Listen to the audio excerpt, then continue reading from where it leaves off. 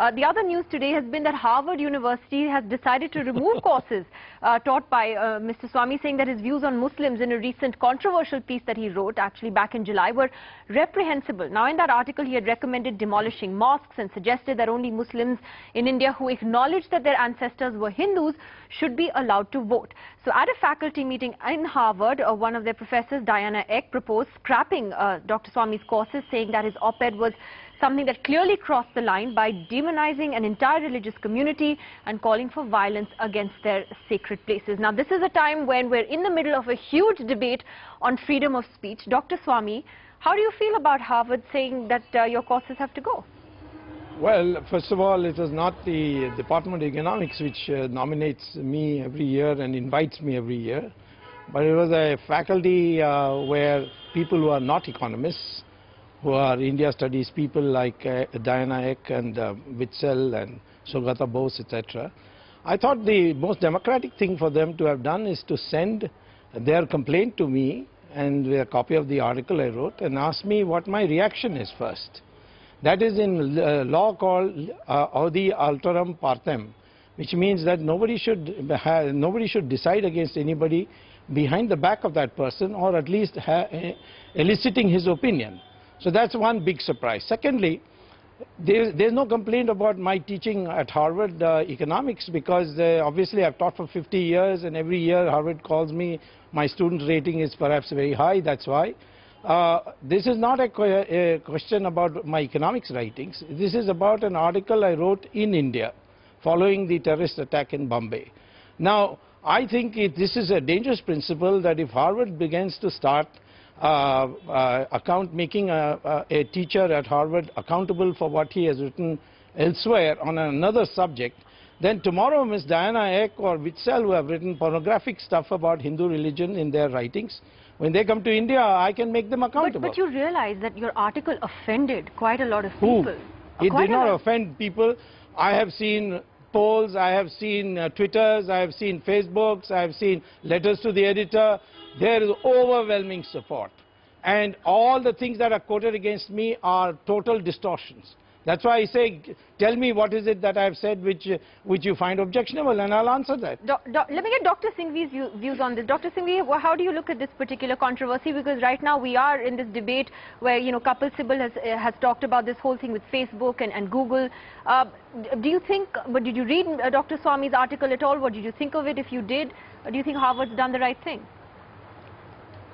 Okay, now let me just summarize my response in a series of points.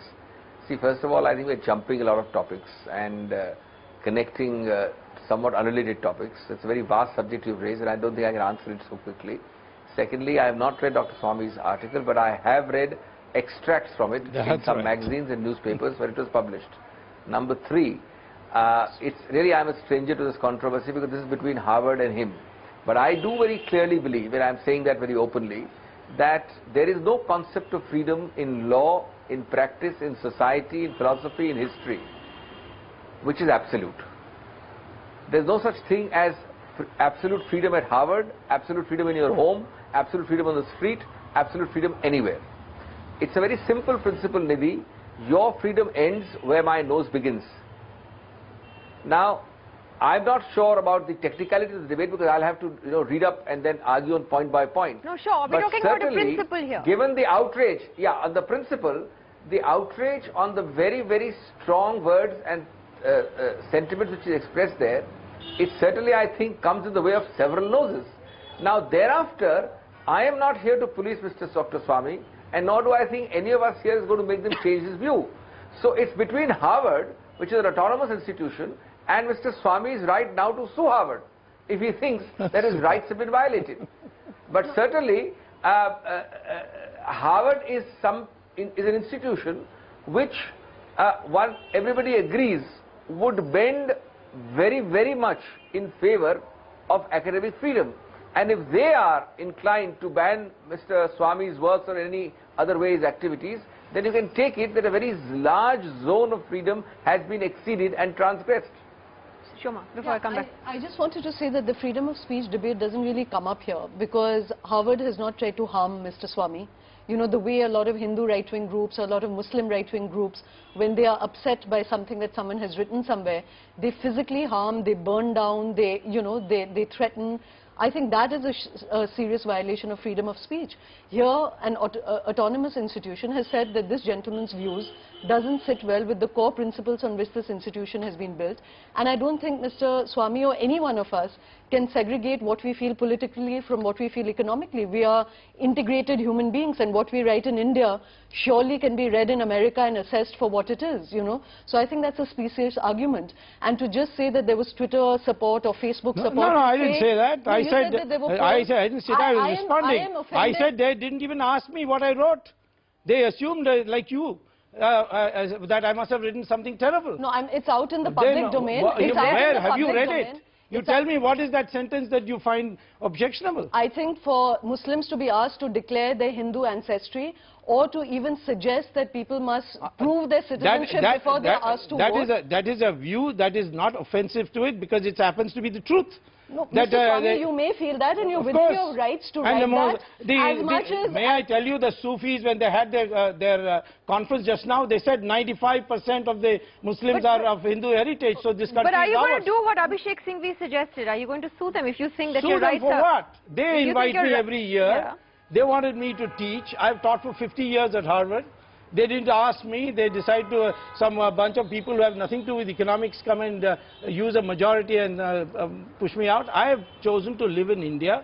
Why should I sue Harvard for not letting me come back to Harvard? Okay, last word on this. Yeah, I don't think the issue really is about whether he wants to sue them or not. I mean, the real point here is that he has been given the freedom to write what he feels, and we are all within our rights to object to what you know, he feels. Provided you object to the things after reading it. You know, no, as I said, we know. You have not read it. It's out in the public domain. What do you mean by public domain?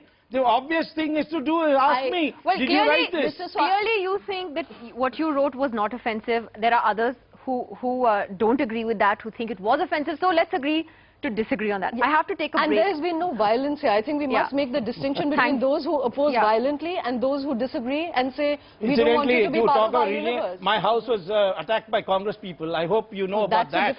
Then what is that? What is that We're for? talking about you don't say about Hindu right-wing groups. It seems up you